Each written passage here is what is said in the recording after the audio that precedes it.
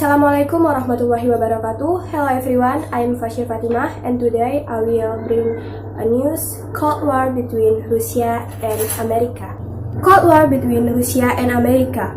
Russia and America are two countries called superpower since World War II. Before they managed to defeat the enemy force, despite having the same status. But two countries can never cause well. This is the Cold War between the two sides. The Cold War is going on for a century, has affected several sectors of the economy of both nations and their military sector. Basically, if the second superpower is able to work together, they will be able to create new and better world. But this seems to be very difficult to do because the two sides are sales of one another.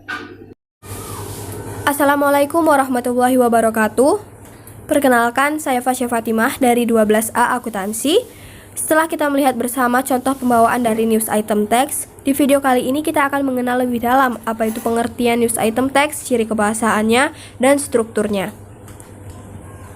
Pengertian news item text menurut Oxford English Dictionary adalah teks yang berisi informasi suatu kejadian atau peristiwa, dan teks ini digunakan dalam pembelajaran untuk menjadi seorang jurnalis handal.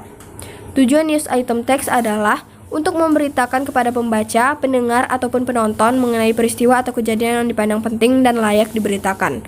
Struktur dan ciri kebahasaannya ada 3. Yang pertama adalah main event atau sering disebut juga dengan news story event. Bagian ini adalah bagian yang menceritakan atau berisi peristiwa mengenai kejadian inti yang biasanya ditulis dalam bentuk ringkasan. Yang kedua adalah background event atau elaboration, merupakan bagian yang menceritakan latar belakang peristiwa atau kejadian. Contohnya, siapa yang terlibat dan lokasi kejadiannya di mana.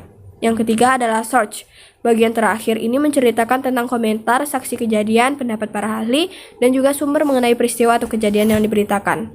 Ciri kebahasan dari news item text adalah yang pertama, informasinya singkat yang tertuang dalam headline.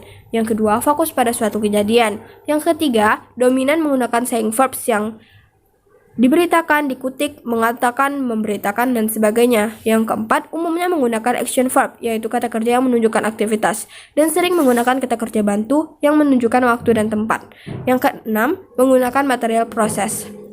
Berikut adalah contoh dari teks news item text beserta strukturnya, yaitu main event, background event, dan search. Sekian, wassalamualaikum warahmatullahi wabarakatuh.